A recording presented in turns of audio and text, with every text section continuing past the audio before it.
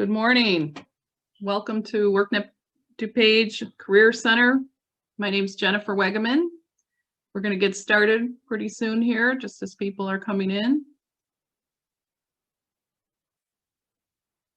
We're going to be talking today about job scams and how you can avoid getting slammed.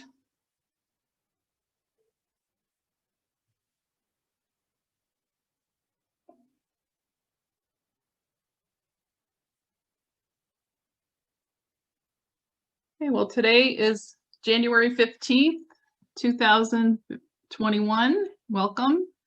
We have a really good topic today that's pretty important. I hope that everybody is able to take some information, and even if you may not have any opportunities to use the information, hopefully you won't, you could share it with someone else that definitely could benefit from learning about this, because there's a lot of people that just fall prey to this. And I think communicating, educating, just letting people know what's going on out there is going to be helpful.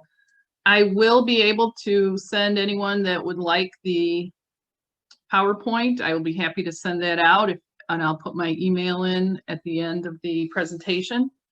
So if you do want a copy, there are some good resources. Hopefully you can share it as well with others. So we're going to get started. Jim, do you want to talk about the Wioa Grant?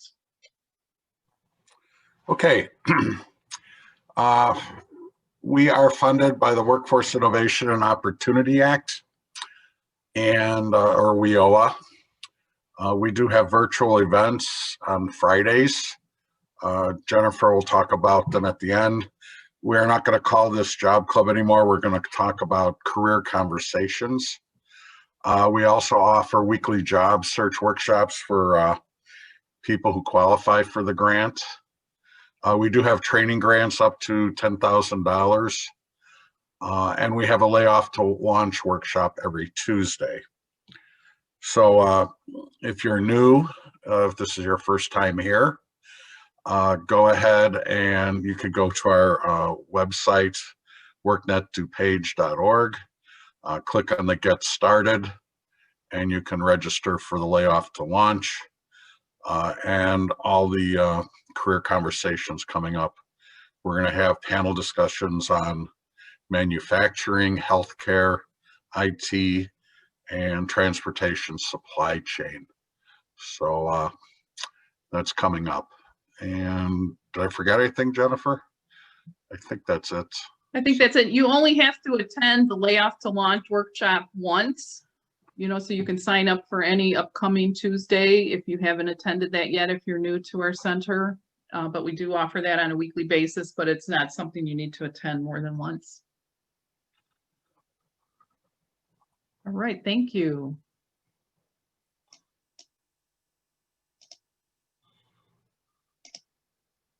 Okay, so what we're going to cover today is a lot of good information. Like I said, we're going to talk about, what are the job scams that you need to know about, and how to, keep your antenna up, what you should look out for. Fear and uncertainty, of course, this has been a whopper of a year regarding, we had COVID, we had the census, we had the election, voting by mail, now we have vaccination. So it's like all the scammers come out of the woodwork for that. And when you want to go back and, maybe refer to some of the resources, like I said, I'll be happy to send out the PowerPoint, and I'll put my email address in the end of the chat. So when you're looking for a job, you're vulnerable to scammers just because you're going to let your guard down. You maybe stressed out, you want to respond to things. So again, be wary of these on-the-spot offers. No payment should be required for any opportunity to get a job. I mean, it's just really unlikely that you're going to have to pay to get a job anywhere. So don't even consider that as a legitimate offer. There's new scams. They're always, shifting and evolving. There's employment fraud, unemployment benefits fraud. There's all kinds of stuff out there. just identity theft is huge because they can do a lot of different things with your private information. So sometimes it comes in looking like a job, but really what they're trying to do is get your private information. And just remember, these are global, international, sophisticated operations. So you're not just dealing with some schmo, you know, you're dealing with people that have like an operation and they're global and they can move and adapt really quickly and they're good at what they do. We're talking billions of dollars a year. So I just want you to think about how many different types of scams. We're just going to talk about today the scams relating to the job search. But look at all these different types of scams that are out there. I mean, it's unbelievable. So, you know, you've got all kinds of things coming at you in addition, perhaps, to, you know, a job search. So again, you just have to keep your guard up and just know, you know, that there's a lot of things going on out there. We can't, of course, cover them all, but, you know, again, I encourage you to share, inform, communicate these resources with your family and friends, you know, especially if you've got people that might, you know, never have considered being a victim of this. They sometimes are victims and they don't even know it, unfortunately. And so, you know, take it as your public service of the day to, you know, help people understand what they should look out for. You know, there's fraud, ID theft, Social Security are some of the top scams. I guess the complaints were up 450,000 complaints in 2019, up from 15,000 in 2018. So that's a huge jump.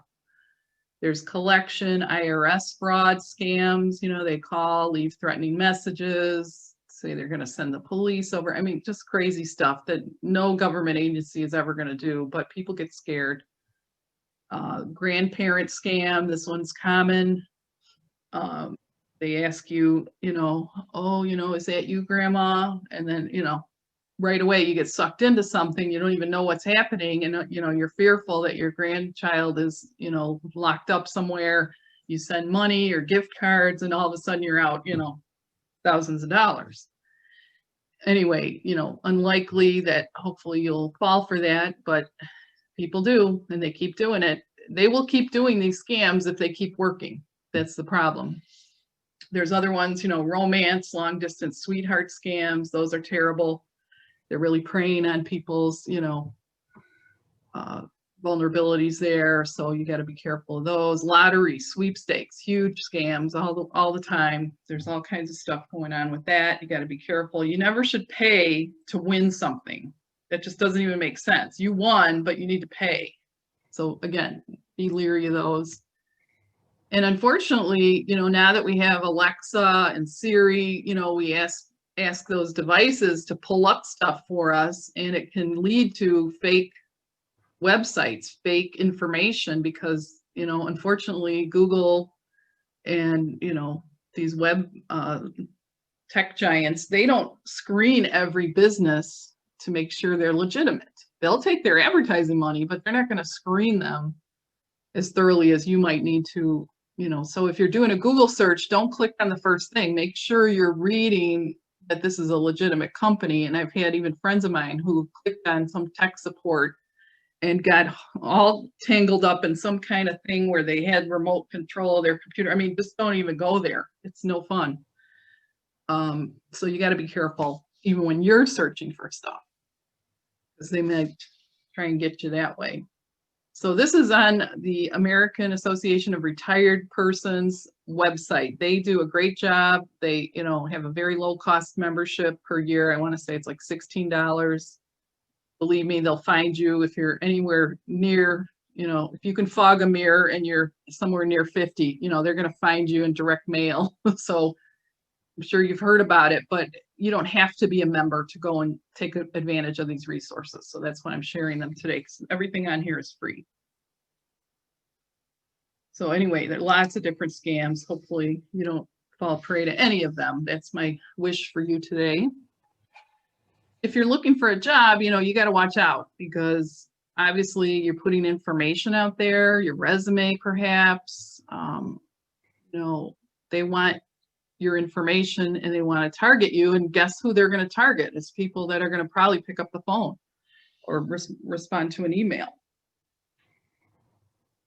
And they're going to go through, most of these scams are the same kind of thing. They're going to ask you for verification of your ID. So if they're calling you, why are they asking for verification? It doesn't make sense. There's always this urgency, immediacy of the request, and then it doesn't add up. You have to pay processing fees to obtain a grant. Grants are free. You shouldn't have to pay any fees. And then they always want, you to be secret about this. Oh, this is a great opportunity. Don't tell anybody about it. Don't share this with your family. Those are all red flags. And especially if they're asking you to purchase things with, cash apps like Venmo, Zelle, PayPal, wire transfers, cryptocurrency, especially gift cards. That should be a red flag. Nobody does transaction business and gift cards that I'm aware of, other than giving it as a gift. But if you scratch off those numbers and give them to somebody over the phone, your money's gone. There's no way they can retrieve that. But again, like I said, people are anxious. They're, looking for a job. Many of us are very trusting, and we will provide information. They use these psychological tactics. They've got lists of people that do respond, and they call these sucker lists. And again, not just with job scams, but again, this is very prevalent for a lot of scams in general. And they will have a whole operation. Like I said, there's call centers, there's, people that have learned how to talk on the phone in outsourcing situations in other countries. Now they know how to deal with the American consumer. So now they're using those skills. So you got to say, wow, that's kind of interesting. I will address questions in just a moment. I got a lot of information to get to, but if you have any questions, go ahead and post them in the chat, and Jim will be scanning the questions. If you want to type the word question before your question, if you're just making a comment, that's fine. But if you do have a specific question, either type a question mark or write the word question, and that will help us identify your question faster. Thank you. But there are these jobs that people have as scammers. They've got managers, they've got operations, they've got IT, they got salespeople that actually get on the phone, and then they often move on. Once their operation gets busted, they move on and create their own and recreate the scam. For 99 cents, you can buy info on individuals, so it's not very costly to get into this. There's even classes on the dark web I heard about that you can, take an online course in ID theft for like $600. And then some people get caught up in this and they don't even know that they're a mule, that they're moving money around or moving merchandise around that they're buying with stolen credit cards, stolen information. There's hackers, there's all kinds of people involved in this. So this is not a small, just a random thing. This is sophisticated. And I don't want you to fall for it. So again, a lot of people think they're invulnerable because they think they're smart, or they think, oh, I'll never fall for that. They're the ones actually most likely to fall for it. You want to be very careful, especially if you're considering buying some kind of online business, franchises, just be very careful. Really, you always have to verify and then trust. Verify who you're speaking with, what company you're dealing with, what organization. And they can pull a lot of information off of social media. So think about how you're broadcasting. I just was on Nextdoor, which sometimes I have a love-hate relationship with that because it's super annoying with some of the things that people post on there. But one lady was like, oh, she had some general random question, and then she's like, yeah, I'm going to be out of town starting on January 8th. She just advertised to like 13,000 people that she's going to be out of town. We don't realize, we're very trusting, and we don't realize how many people could actually see this information. So you got to be careful what you're posting. Again, the reason that job seekers are targeted is because you're going to pick up the phone. You're looking, you're seeking opportunities. You've uploaded your resume. They have your information because you uploaded it. And these places like Glassdoor, Indeed, Career Builder, they want you. They're, they say, go ahead, upload your resume. But they don't screen very well. And I have looked into this to some degree, what is the bar is very low, let's just put it that way, for them to screen employers, what they consider employers. So they could be actually scammers posing as employers who could even put ads on these websites that are, nonsense. They're vague, they're very, ludicrous amounts of money that you can earn, but it doesn't really it's not very specific. I mean, I know that looks like a lot of job descriptions, but they don't always tell you the money that you're going to make on the legitimate ones, usually not. So again, just be wary of what you're doing. And if you are posting your resume online, I would not put your street address on there. Because again, these criminals only need a few pieces of information to take over your identity. They just need a few pieces, your date of birth, your address. Then they can call your bank. They can switch your password out. They can take over your email accounts. I mean, there's just so many simple things that you wouldn't think about. And until I started researching this, I started doing this workshop several years ago. And now that we've had this, huge year of insanity, it just has gotten much worse. So I'm glad we're able to offer this and share this information. But again, you're going to respond to people, so just be careful. And I'm going to talk about recruiters as well, because they're a source. Sometimes they're often telemarketers posing as recruiters. But again, if you're posting all this information online, just make sure that your privacy settings are updated every so often, because sometimes they'll do an update on these programs, these platforms, and then all of a sudden, guess what? Everything's default open, which is what they would like. But, because they want to sell more to their advertisers and they want more eyeballs on these sites. That's how they make their money. So again, they're not screening for you. You have to be careful about what you're posting. And then if you do get a new job, don't be that person that responds to these phishing emails. Just be careful. You're in a new environment, maybe you've got different computer setup than you're used to. Just be very careful, because, there was one example I read about that this woman got an email from her boss, and the boss said, oh, go buy gift cards for all the janitorial staff and mail them to me. Well, she did it. And everybody was working remote, so she didn't really talk to the person about this. And then she found out later that that wasn't a request that came from her boss.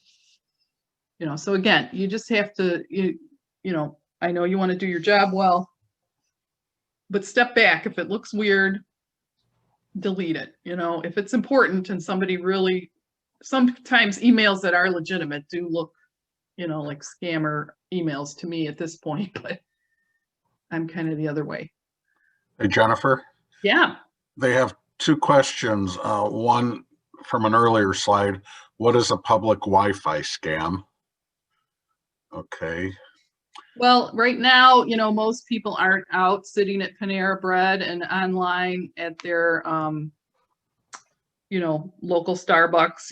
You're probably not doing that now, so I wouldn't worry so much about that. But in the future, and in the past too, you definitely don't want to have your phone or your tablet or laptop connected to an open public Wi-Fi, because anybody can, if they know just a little bit, it's really not that hard, and they can get into your system, or you can get malware. I mean, there's all kinds of problems with public Wi-Fi, so you want to be careful.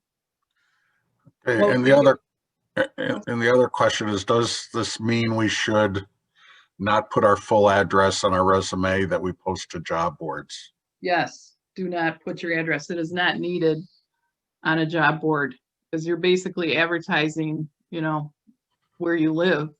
Not that it's hard to figure out anyway. People can Google you. You might want to set up Google, a Google alert on your name, your email, and your address, just to see, take a quick search on what's out there, just so you're aware of what your address and your phone and everything has been used for. I don't know, I just heard that on a webinar on Monday from a financial planner.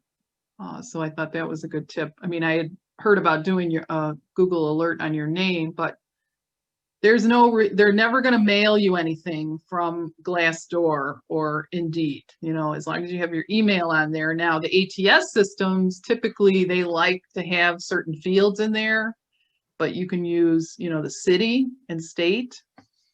I think that's correct, Jim, if I'm not mistaken. Yes. Excuse me. Yeah, the city state. Yeah, I mean, I just wouldn't, I wouldn't put all your information out there. I mean, I don't know about you, especially, I mean, not everybody feels as safe maybe as other people. You don't want to just be broadcasting all that information out there. Okay, a recruiter is asking for date of birth and last 4 digits of SSN. Yeah, I'm going to talk about that. Okay, and how do you set up a Google alert on email? You just go to Google. You have to have a Google account, a Gmail account. I am going to talk about email addresses in general, but we're kind of getting ahead of it. So I'd be happy to address that in a little bit. Okay. All right. So employment scams, again, these are just very specific types of scams, but again, they all have the same kind of general themes. You may find, like I said, these employers are on legitimate sites, but then they reach out to you. They got the job of a lifetime, or they're asking, like, you said in the question that was shared, I need your information. Well, why? Why do they need your information when you don't even know what company it is? You don't have a job offer yet. I would be very leery of telemarketers, posing as recruiters in general, because they're just looking for your information, potentially. Now, if they're a legitimate recruiter and you know of them, you've worked with them, but don't be impressed by a fancy signature line. I could create one of those in 5 seconds on my Word document and then just post it on my emails. Like they might say, oh, we're on Wacker Drive, or, whatever, don't fall for it. This is all part of the scam, is that they look like they're a legitimate business. Why don't you, do a little research on the recruiter first if they're calling you out of the blue? Again, there are legitimate recruiters, but I don't see why they need your information until you have more details. What is it, a security clearance? Is it something that they're going to need for a potential, but first of all, you've got to go through some interviews. They're jumping to the hiring process should be a little different, especially when you don't have much information. I would just be hesitant about that. And then they say, well, we can't work with you then. Well, you know what? You haven't lost anything, because probably what they're going to do with your information is not going to be helpful to you, and you don't have time to untangle all that. All right. So with these employment scams, again, you want to educate yourself. The Federal Trade Commission is really the consumer protection agency for the United States. And again, there's other agencies, but you may want to start there and start looking at some of their website information, just to educate yourself, just see what the types of scams that are current. Lots of stuff going on.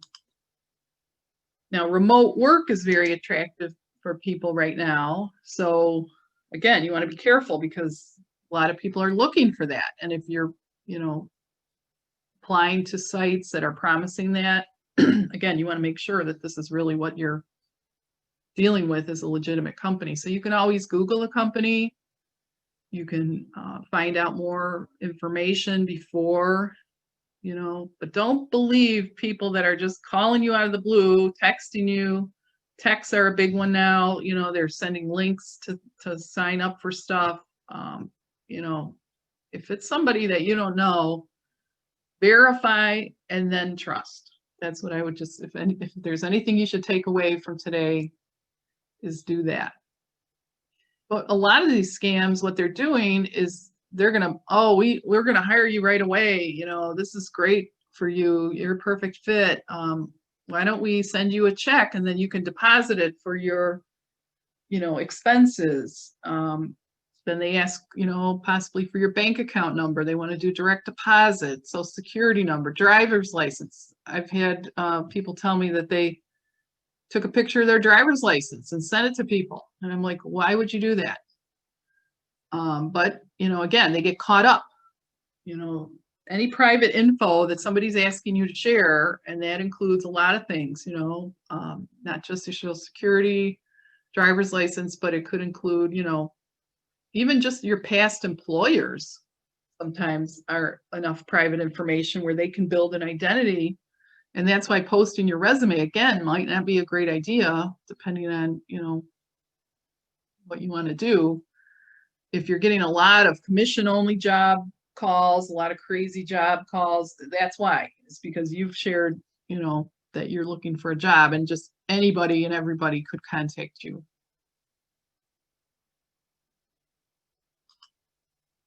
So there's always that urgency. You should never have to pay for information. Nobody's can promise you a job. So you got to be careful. Sorry.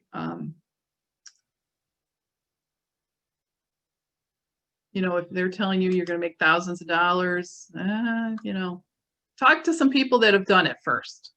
I would say that. But they can pose as recruiters. And what they're doing is they're playing a good game, and they're, before we can move forward, don't fall for that. If they have a legitimate job offer for you, but then how would they have a job offer if you haven't interviewed with anybody? You don't have a start date. You don't know who you're interviewing with at what company. I mean, you can Google different cities for this kind of, information. If this is the job posting that they're sharing, you could Google that and just see if it's popping up in other cities, and see if it's, a legitimate thing. Because if it pops up in other cities, chances are it's probably some kind of a scam. It's unlikely that it's a legitimate job.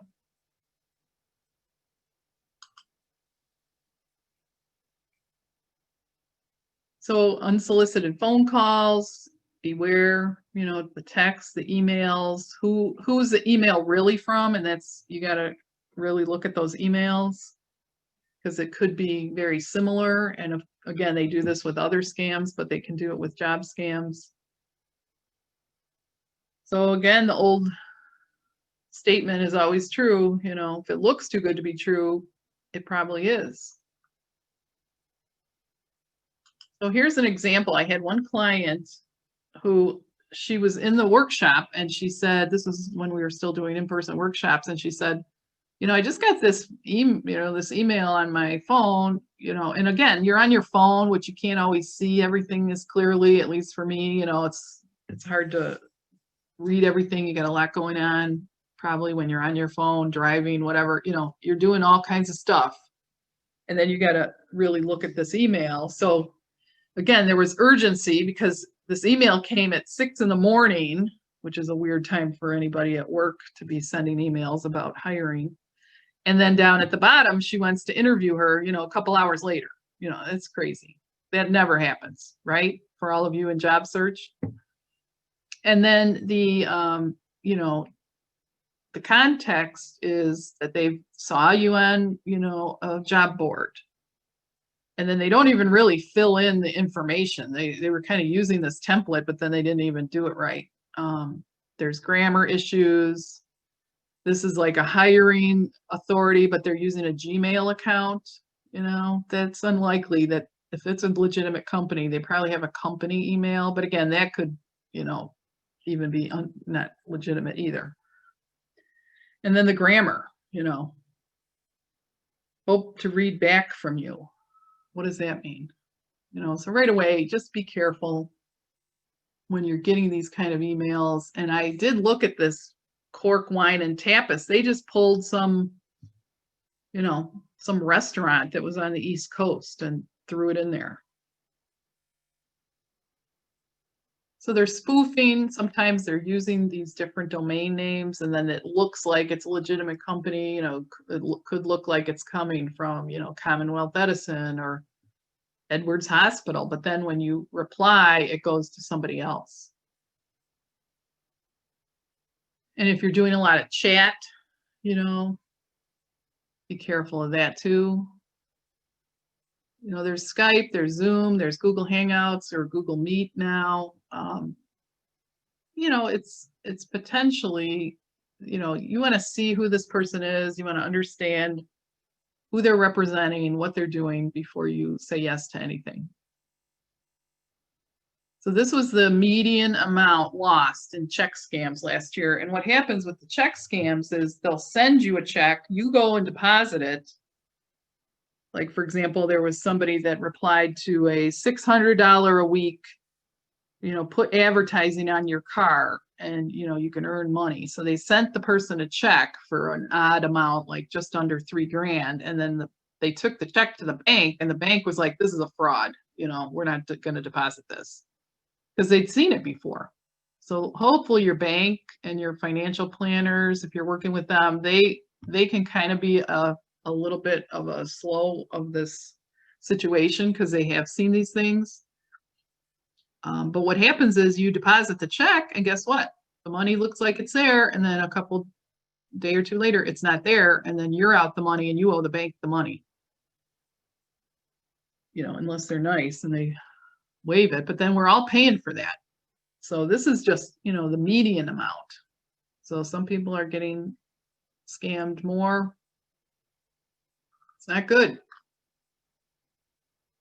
So if you are, you know, picking up the phone and you're not sure who it is, or let's say you just can't, you know, get to the phone, if it's important, they'll leave a message. That's what voicemail is about. They'll leave a message. You know, now the other side of it is, does anybody pick up their voicemail messages? But, you know, there are voicemails that are going to have contact information if it's a legitimate company. Now, if you're getting numbers that look like your phone number, that's spoofing. And they do that on purpose because you think, oh, well, I must know that person, I'm going to pick up. They just want to get somebody live. They want to talk to somebody. Then they could maybe, you know, get you to the next step, which is giving away your private information or getting you to say yes to something. And then who knows what you just said yes to. They could, you know, switch your accounts. You know, there's a lot of things that can happen. So the best advice, just don't even pick up if you don't know who the call is from.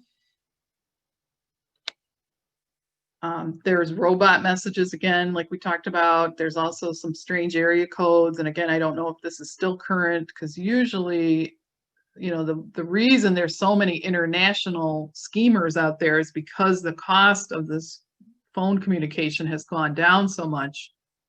But there are still, I think, these specific area codes where they get charged a lot higher rates if you respond or even pick up. So if you've already been scammed, unfortunately, a lot of people will not share that information. And I understand you don't want to be embarrassed, but if you did pay somebody for something or you didn't get something that you thought you were, you know, entitled to, then you want to contact and report the fraud. And again, this helps them build complaints, and then, you know, hopefully they are taking some of these people down. But again, it's sort of like whack-a-mole. They, you know, they go out and they do some more things with other people. They just start their own new operation somewhere else. But take your time. You know, this would be the best advice that I've seen from the fraud map that I'll share with you. You know, just take your time. Don't get into a high pressure sales pitch or something that, you know, you have to act now. Be skeptical about success stories and testimonials. You know, that could be fake. They'll tell you whatever, you know, there's online reviews that look glowing, and then you get the product and you're like, what is this? If you even get a product, you know, sometimes you've probably fallen for that. And then the cleared checks, you know, don't even go there because, you know, they'll tell you, oh, use your money to go buy gift cards and then we'll reimburse you. Give us your bank number, we'll wire you the money. You know, no, you don't even know who you're dealing with. Probably most of your friends you wouldn't even do that with, right? Just kidding. Again, do your research. Just type the name of the alleged company plus the words review, scam, or complaint into your Google search and then see what comes up. And then you can, again, just try to get ahead of it. And if you think you're interested, just make sure. All right, Jim, is there any other questions? I'll stop here for a second. There was one question about if you don't answer a number that you don't recognize that it's an employer, what does that say? And I just told them if it's an employer and they're interested in you, they'll leave a message. Is that? Yeah. I mean, I think if they can't expect you to be sitting by your phone and available to talk 24/7, and sometimes they just need to leave you an update or they just want you to contact somebody, but it's not a terrible thing to, you get the go ahead, listen to the voicemail and call them right back. I mean, it's not hard if you're just trying to screen calls, and they know. I mean, right now we're working remote and we're using, systems that I show up as anonymous when so nobody's picking up the phone when I call my clients. So, I mean, I get it, and I don't blame them, but I leave a message or we communicate by email. Yeah, another question is I work in IT and my resume is out there and I get a ton of call and emails because my title is in high demand. How do I know which calls are from legitimate recruiting companies and which are not? Well, I would say, first of all, is it the type of job that you're really looking for? Sometimes they'll just start calling and then they want specific skills, especially with IT, and they want specific skills and maybe that's not what you're looking for. So, you may want to leave a voicemail message for people that are calling you and then just not answer and just say, look, can you send me an email with more details about the position? Probably half of those scammers are going to drop off right there. You've got to just screen them. You've got to weed through, and that's the thing. If you're doing a passive job search and you're just waiting for people to contact you, and you're dealing with that as your only job strategy, you're going to be much more likely to have a lot of crazy calls that are coming in and a lot of, runarounds that you don't have time for. If you're targeting companies, and this is what we all teach through WorkNet DuPage and many of our other, partners, is, target the companies that would hire you for the skills. So I would just, try to eliminate, your resume might be out there, but it doesn't mean, they're all illegitimate calls, but you are going to have to sort through those. And because your resume's out there, you're going to get a lot more. And possibly because you're in demand. So hopefully you won't have a long job search because you're in demand, but I would research the recruiters that specialize in your area of expertise. Because if it's just some general recruiter calling you because they've scraped some job off of a website and they can appear to talk to you like it's a real thing, they might not even have the contract for that job, but they're just trying to hook you in to get your information. So again, make them do a little work. If they're legitimate, they'll understand. If it's not going to work out, well, guess what? If you're in demand, you're going to find something else. So a couple things. One, is there a risk with just answering the call? And I remember you saying, and I don't know if it's in this presentation, sometimes if you answer with your name first, they record that. Is that true? Yeah, I mean, you have to be very careful because if you say, yes, this is so-and-so, I mean, why? They're calling you, you know who you are, and they should know that that's who they're calling. Again, you could be picking up a house phone. It could be somebody in your family picking up, but who's calling? I always think, you should identify who you are before I say who I am. Who's calling, please? and see what they, see if they even respond. And they could tell you, well, it's Bob from, ABC Recruiting, but then you still don't know who it is. So again, I don't know, it's a challenging situation because you want to pick up, and they know that. See, that's the problem, is you're vulnerable because you're picking up. And even if you state, because again, if it is a scammer and you are picking up, that's going to be something that your name is going to get on some list, unfortunately. Yeah, there's a couple things. Well, my phone now tells me if the call's a spam risk. The other thing is if you hear a long silence, you pick up and there's a long silence, and then all of a sudden there's a click and someone starts talking there, that's a call center. Right. I would just, if you don't recognize the number, let it go to voicemail, which is what I do. Because even with us, we all have Google Voice, and I know people aren't going to pick up, so I leave a detailed voicemail. How do you research recruiters is one of them. I'll just throw my 2 cents in here. With this pandemic, if they were recruiting firms, they might have shut down, and the people are doing independent recruiting. Google a person's name or go to LinkedIn would be my recommendation, and type in the person's name. Right, and you can also, ask for referrals from people in your industry. Who, are there any good recruiters? Go on some of the LinkedIn groups. There are actually recruiting groups and HR groups, and they're going to find you. If your LinkedIn profile is correct and you've got it up to date and they can find you, they're going to find you if they're legitimate and they have paid for that, $8,000 a year cost for the recruiting tool on LinkedIn.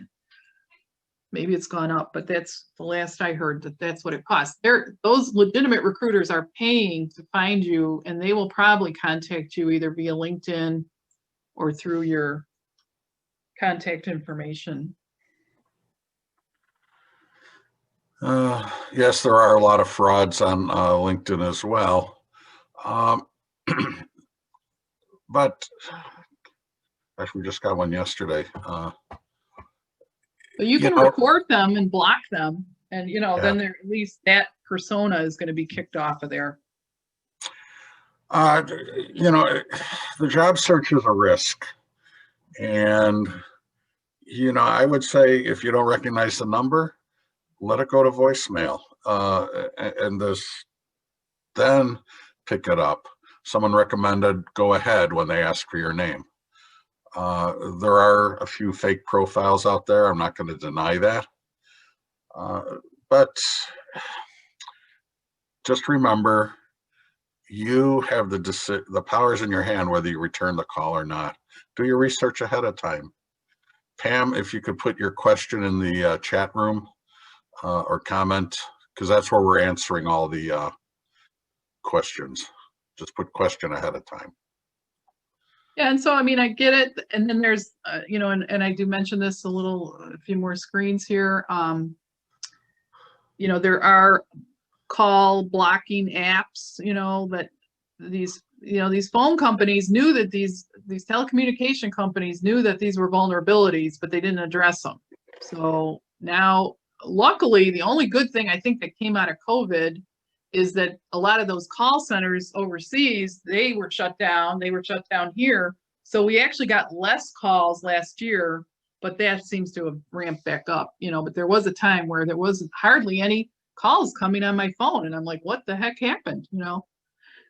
But again, they can blast out those robocalls. They can, like Jim was saying, the call center calls. They can do that for pennies on the dollar, so they just get a whole bunch of phone numbers and they just start smiling and dialing. And if somebody picks up, and I would be wary of saying go ahead, because that also could be affirmative for yes. I would be careful about saying anything. Except, please identify yourself. Who are you? What are you calling about? They're probably going to hang up. So then you don't waste any time. Why waste your time? Just let it go to voicemail. So again, with this I'll answer some more questions in just a sec, but you know, obviously the COVID has turned up the dial on all these scams. There's a lot more people at home, they're remote, they're isolated, they're anxious, you know, they're targeting people. But these are mostly, you know, imposter scams. These are people pretending to be a recruiter, pretending to be, you know, some kind of hiring manager, whatever it is. So again, don't click on links. Again, these are just, you know, be cautious. Phishing emails are very common, you know, whether it's going to an organization, whether it's going to individuals, but, you know, just again, you know, you're not going to win a sweepstakes that you never, you know, actually entered. So don't fall for that, obviously. And people do, obviously they're falling for it because they keep sending this stuff out. But, you know, often they'll have some kind of a, you know, subject line that makes you want to open it. You know, coronavirus outbreak in your city, emergency, or, you know, anything that has to do with anything current. And unfortunately, you know, that's a lot of stuff right now. You know, we got, you know, what current events haven't we had that caused people to, you know, be nervous the last few months? So you can enable, you know, two-factor authentication on your most sensitive accounts. And again, be careful where you post, you know, your passwords. You know, just be very careful about your sensitive information, your private personal information. You know, if they take over your phone or your computer or your email, they can contact your bank and just right away drain your accounts, and then within, you know, 24 hours you're like, what happened? So, you know, I've set up PayPal. I never have anything in my PayPal, but every time I use you know, a swipe at any store now with the chips, I think this is a little better now, but before, when you were swiping at the gas station or whatever, you know, they have these skimmers that read stuff. They're watching you with cameras, what pins you're entering. I mean, it's just malware could be, you know, watching what you're typing to get into your bank accounts. So there's a lot of things that are going on that you may not be aware of.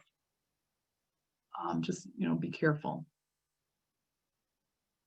And then they had this hacking event, and they ended up looking at some, I think it was for like a nuclear facility. They were trying to hack into it just as a practice session for this organization. And so they got in groups. They looked at one employee's Facebook page, and they had enough information that they called the employer, and they were able to reset the password based on just guesses from the info that was on, you know, what's the dog's name, what's the kids' names, you know, what the birthdays are, you know. And people don't realize that, you know, we're not that sophisticated. There's password protector apps that you can use. Like I said, the two-factor authentication means that, you know, every time you log in, you have to have like a random code that you enter, or else you're not going to get in there.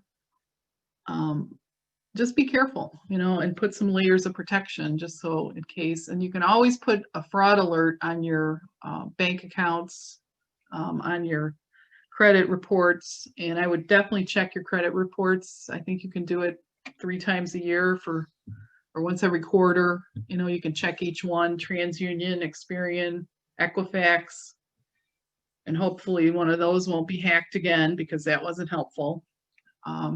You know, so your data is probably out there somewhere, and that's the problem, is your information is not going to change, but you don't know when they're going to use it. It could be 4 or 5 years from now. That's what makes this so, you know, unfortunate. So I don't mean to scare everybody on a Friday morning, but, you know, again, if it's a legitimate company, you're going to be able to tell who they are. The Department of Labor, these organizations are not going to call you with asking for private information. Social Security fraud, very high, you know, and again, we've seen what happened with the unemployment insurance in every state. So one of the things you can do, like I said, you want to educate yourself. There's some really interesting, I mean, some of these are very sophisticated. If anybody has heard about like Barbara Cochran on the Shark Tank, I mean, they had a whole thing going on. They tried to scam her twice, and it was very elaborate, and it almost happened. But luckily, one of her employees was on the ball and stopped a payment from going through. It was like for $400,000 or something. It was a lot of money. And she's a sharp lady. So anyway, they talk about the different, scams. There's a fraud watch network on there that will help you. Now, you can actually use their hotline if you do get into a jam. They're trained volunteers that can help. You don't have to be a member. So if you ever get in a situation where you're like, I don't know if I just compromised my private information, call them and see, you can go on their website. There's a map of all the scams going on, all the different types of scams. And it's just helpful to kind of learn about what's happening and then educate people, that are in your community, in your neighborhood, in your family or friends. Sometimes you get caught up in stuff, and it's happened. We've got several clients that have told us. Now, how many more didn't tell us?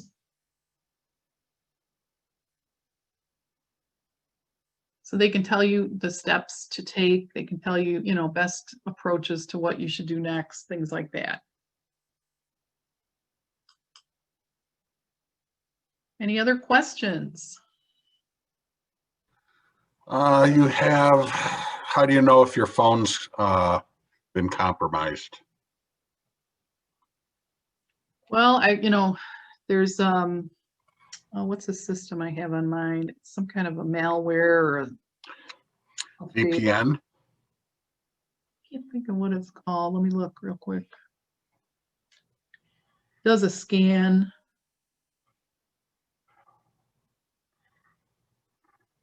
It depends if you have an Android or an Apple phone.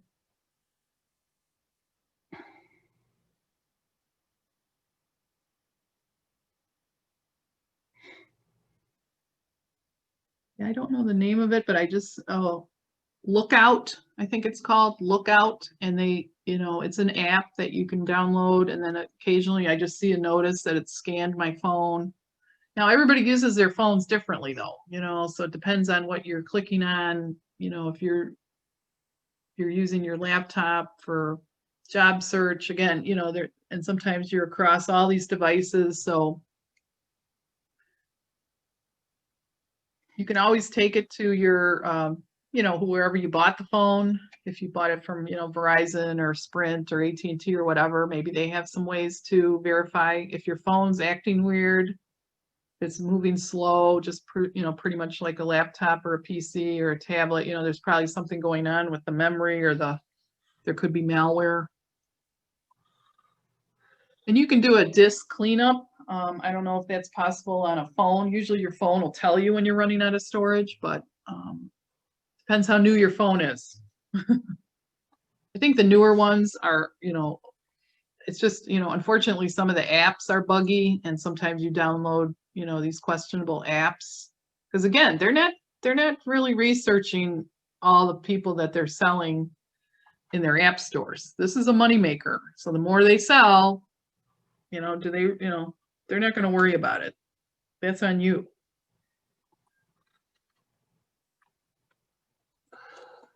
What other questions are there?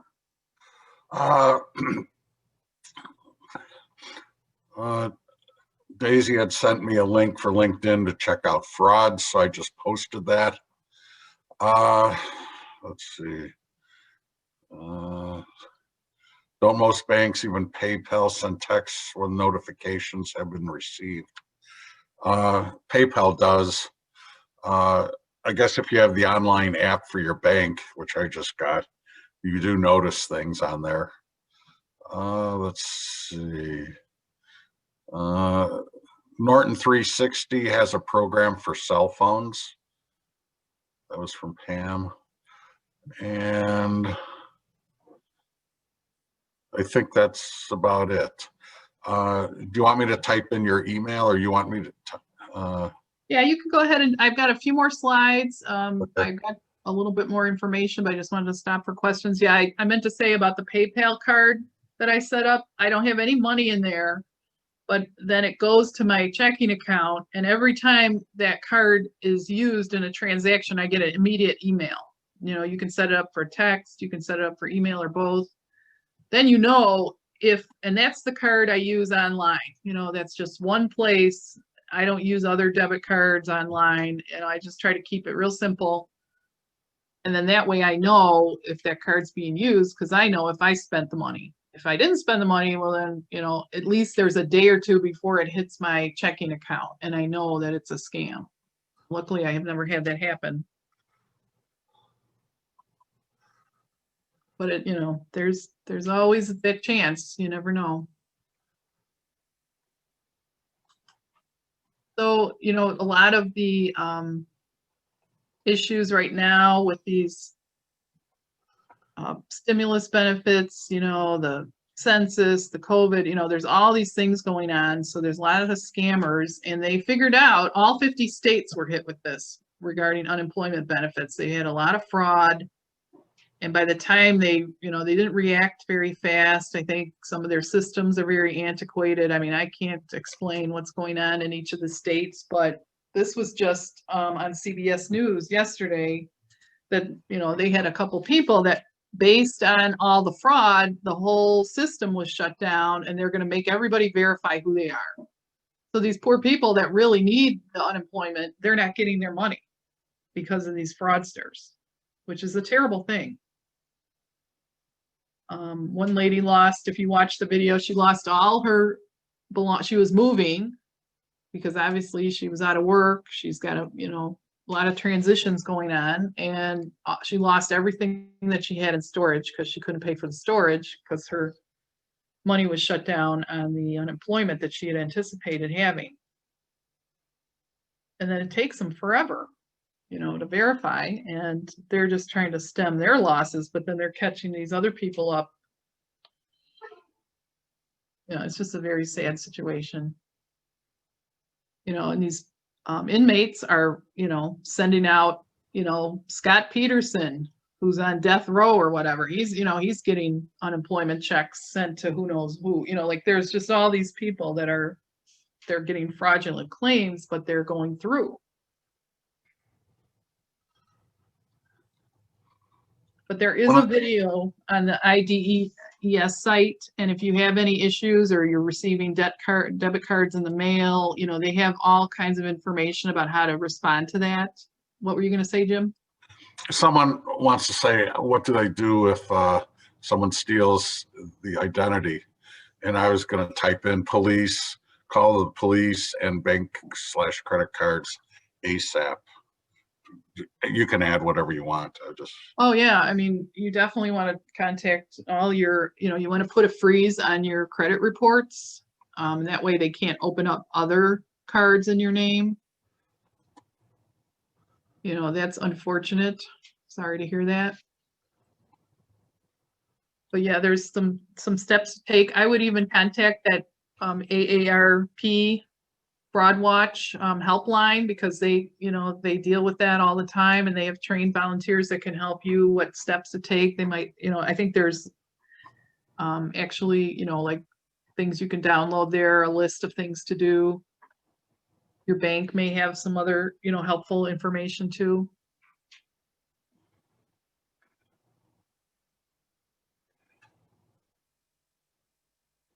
So your applicant tracking systems, we always have a meeting once a month for our clients at the first Wednesday of the month that's open to our clients, and we talk about applicant tracking systems.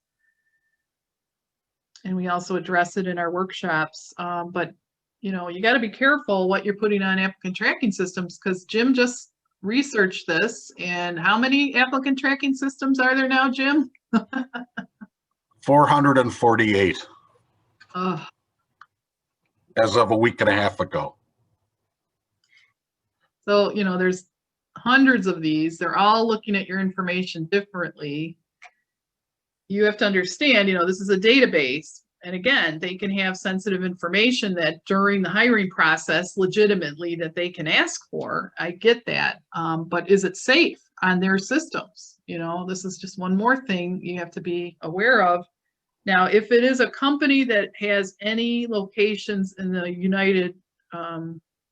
in the European Union, you know, in those United Kingdom, they are held to a higher standard as far as having encryption on their databases. So all their data is encrypted. And again, if you're sending emails without encrypting, that information is not secure. So be careful if you're, you know, if somebody asks you, oh, send me your social security number, and it is a legitimate company, first of all, that's not a good way to do it. And I don't know why they would be asking that way. Again, with remote though, they might say, well, you know, we would normally meet in person, but can you send this to me? You know, you want to send it encrypted. And when you do that, luckily, you know, on the other end, they have to be the right person. They can't forward that because the forwarded, you know, email is not going to be able to be opened to see that information if it's encrypted. But this can include, again, you know, very private information, even your work history, you know, like I said, you know, they can create an identity. And unfortunately, if they know a little bit more about you, you know, if they know you have a pension somewhere, I mean, there's just so many places that they could use that information to try and work their magic. And they're very creative. These people, unfortunately, should just get jobs, but this is their job. This is what they do. You know, so there's all these different companies. You know, this is a billion-dollar market. Billions of dollars are spent with these systems, buying these systems. And just for example, one system, ICIMS, this is, you know, maybe a year or two old, this information, but it's, you know, they post 3 million jobs. They process 75 million applications, and they support nearly 70 million visitors to 4,000 client career sites. So that's 4,000 companies that are accepting these applications. That's just one of these ATS systems. Think about all that data that you've put into that system just for you.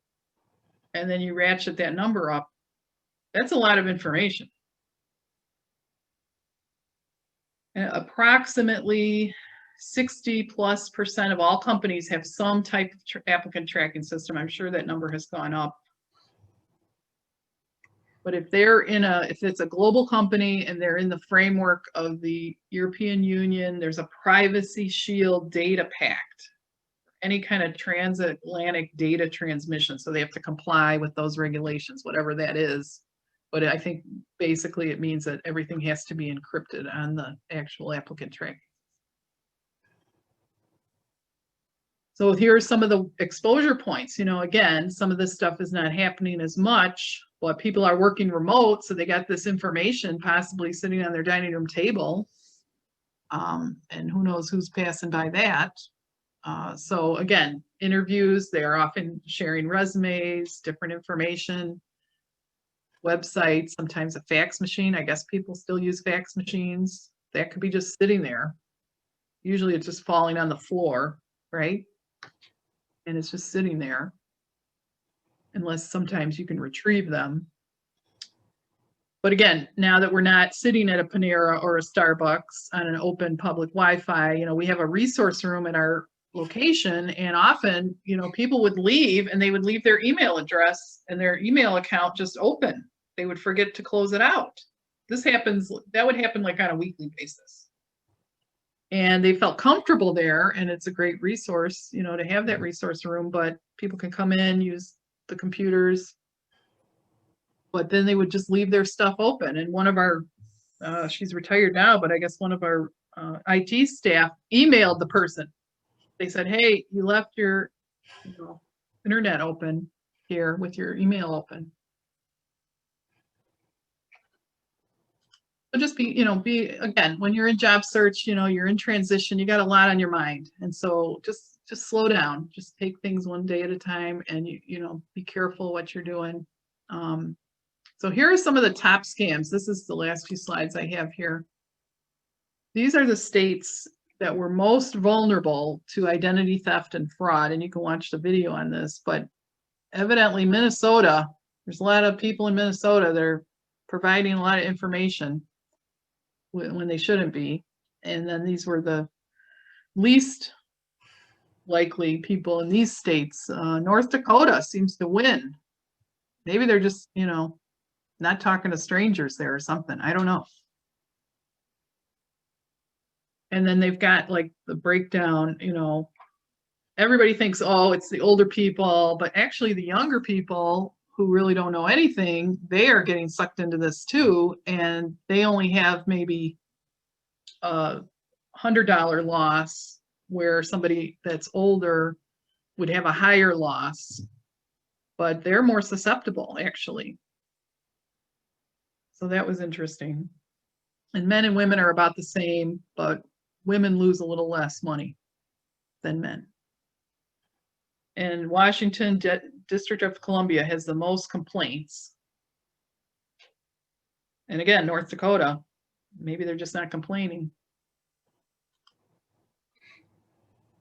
So the next thing just to be aware of, again, this is a breakdown of some of the typical scams that are hitting typical target.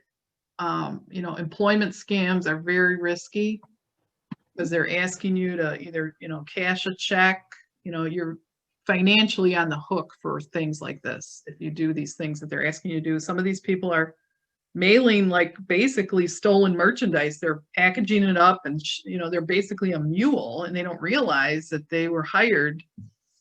I mean, there was one video that on YouTube that this guy, he was in about 50 grand for all this stuff he was doing, and he was a smart guy, and it was sad. And sometimes too, the law enforcement can come after you because you're unwittingly getting caught up in this operation, and that's what sometimes they try to do. But again, just be careful. These are the types of scams that are most prevalent. And this was some kind of a report that the Better Business Bureau put out. So the most recent scam I saw on the Better Business Bureau was again, one of these mailing situations. I was sent a contract after I found a job on Indeed.com. I was asked to sign and attach my driver's license and bank information for direct deposit. I was supposed to receive packages and return packages, take pictures and print a label out, then send the packages through a UPS or FedEx. Maria kept calling me, who claimed to be from HR, via phone and email. I was supposed to make $1,500 a month for every package shipped on time. I would get an additional $50 per package. I was supposed to keep a record of the package, upload the information in a database. And then I started on the 19th of November and was supposed to get paid on the 19th of December, but the check never came. So they've got you working for like a whole month, and then they drop you like a hot potato, which is what they did with this person. They were locked out of the check never came. I was locked out of the online database, and the packages stopped coming as well. I didn't give anybody money, but I lost time. I lost, I was driving back and forth to drop off these packages. I wasted supplies. And then I thought I was going to get paid. But they didn't give the person the bank information for direct deposit. That's probably why they dropped them. They just had them on the hook for about a month to do their dirty work. Probably. Because what happens is they get the gift cards and then they got cash, and then they have to do something with the cash. They can't put it in the bank. They have tens of thousands of dollars. That's money laundering. And so, it just is like a whole operation. But that was reported on the 14th of January. So these scams are alive and well. And then you've got, like Amazon is very often impersonated for scams. And, they were in the news recently. They were going to have a second headquarters. Everybody knows what Amazon does. So they try to align themselves with well-known brands. They've got an immediate job opening, let's hire you right now. but then of course the job doesn't exist.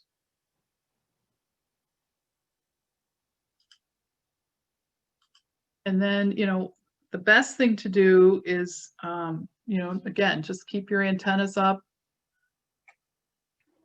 Anytime they're asking for your personal information or money, run the other way.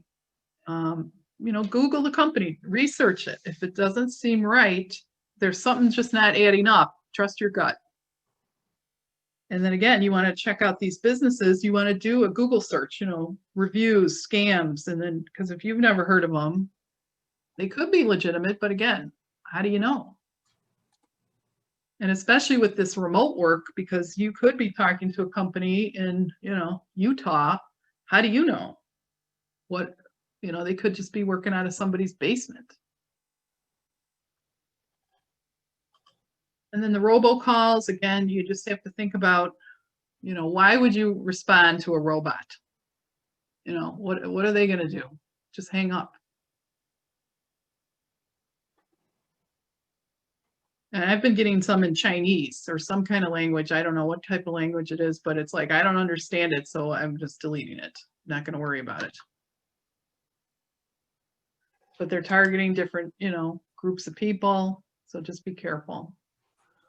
A job takes time, and so you want to be careful that you're not cutting corners and that you're, they're targeting people that are, you're making yourself available to be targeted, but again, you can screen those out, you can watch out for that, and then you won't have any trouble. Just beware of, there's a lot more spam texts now. Watch out for those. You may want to have, and this is very important because probably if all of you on this call look at your email address right now, this is what we see a lot of. We've got people that have like birthdays or anniversaries, something. There's somebody's birth date in this email. And unfortunately, that's a piece of information that's right on your resume that you might be posting online. So right there, they got some information just looking at your resume. And then of course your passwords, you want to definitely mix up your passwords. Don't use the same password or use those generated passwords and the two-factor authentication for your important accounts. But we see that all the time.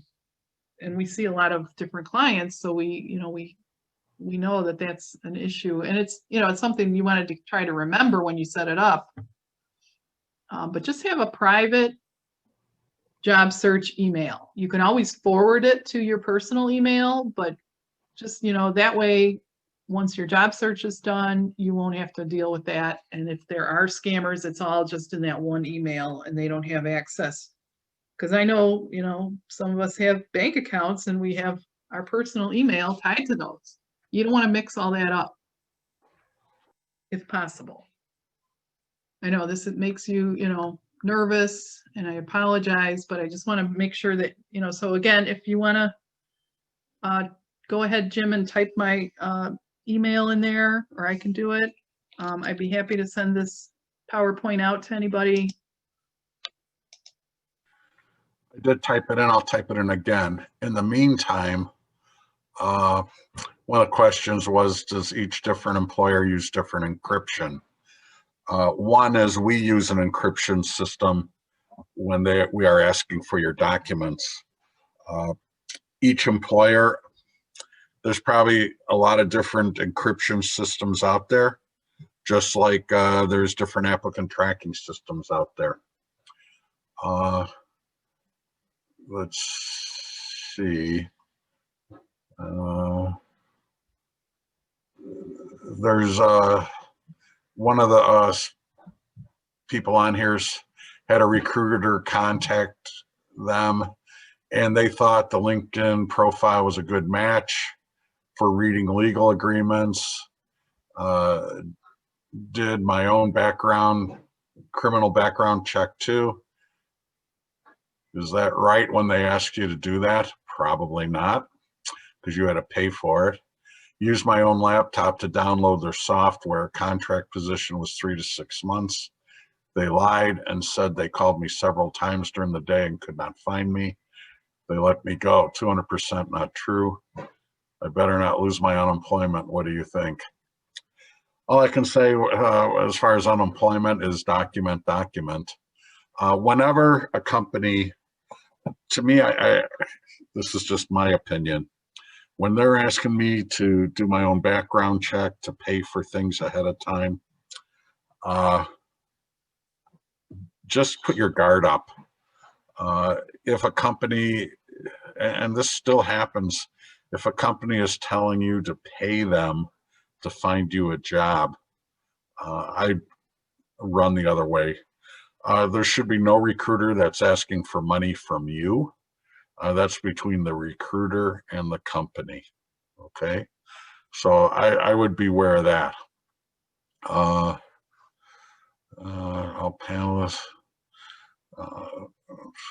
Okay, you know, even and I know Jennifer gets them and Javon as well.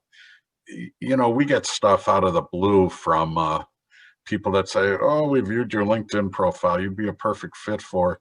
And one of them was for me to do inventory control.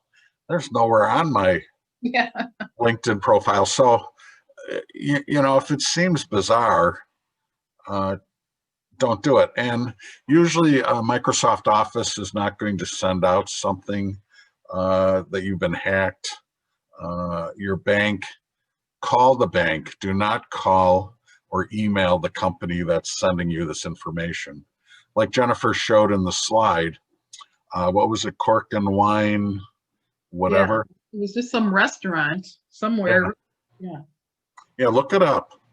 Just be cautious of stuff that's coming into you. And you can contact the company and actually ask for the HR, you know, or ask for the hiring departments, and or ask them to say, you know, I'm getting calls from your organization. I just want to verify that who I'm speaking with is actually an employee at your organization, because I'm just wanting to make sure before I go forward. And they'll be happy to tell you if they are or not.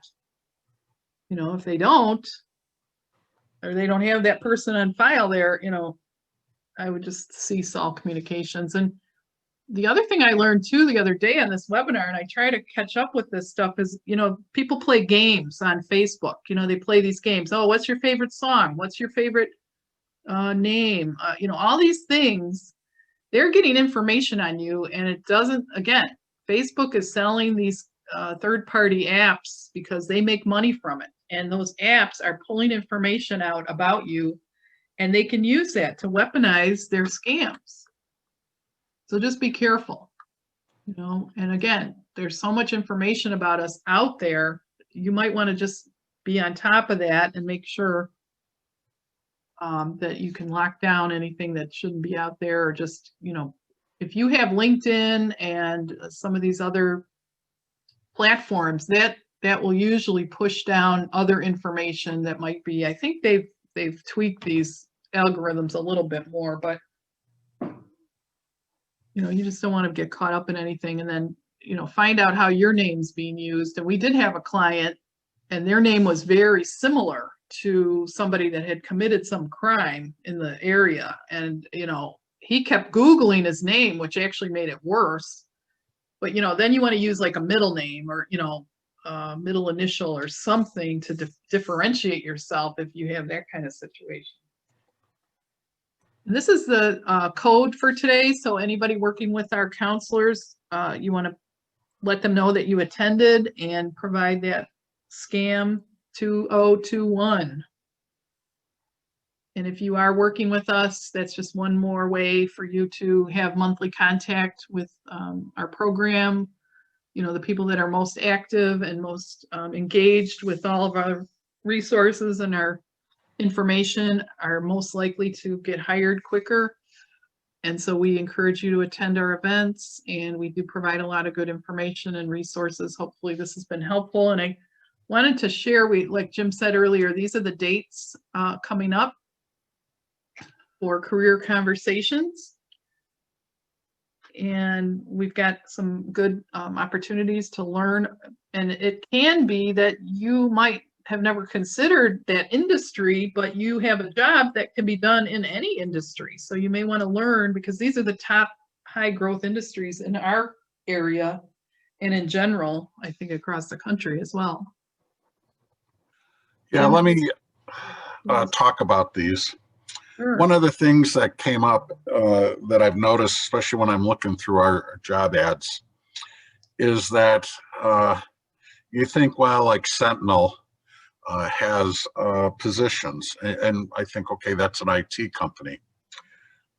But of the 10 positions they submitted to us, only 3 were IT. The rest were administrative, accounting. They wanted a creative director for their website, marketing. There were a lot of other positions. Same with healthcare. It's not just doctors and nurses, patient care techs, administrative assistants, logistics, IT.